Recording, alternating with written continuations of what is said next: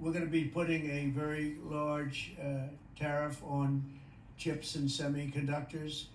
But the good news for companies like Apple is if you're building in the United States or have committed to build, without question committed to build in the United States, there will be no charge. In other words, we're not going to be charging. So a lot of countries, a lot of companies are leaving various other places and they're coming to the United States. So in other words, we'll be putting a tariff on of approximately 100% on chips and semiconductors. But if you're building in the United States of America, there's no charge, even though you're building and you're not producing yet in terms of the big numbers of jobs and all of the things that you're building.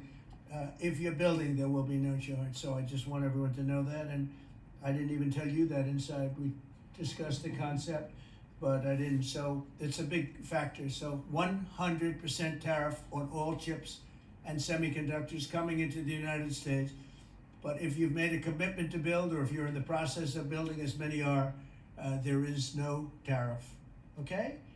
If for some reason you say you're building and you don't build, then we go back and we add it up, it accumulates, and we charge you at a later date. You have to pay, and that's a guarantee. So that's a big statement, and I think the chip companies are all coming back home. They're all coming back. You know, we started with Intel, and gradually Intel was just taken over the coals. They were taken to the cleaners, frankly, and moved to other places, in particular Taiwan. But I think a lot of those companies are coming back, and they're coming back very rapidly. So that's a big statement. 100% tariff.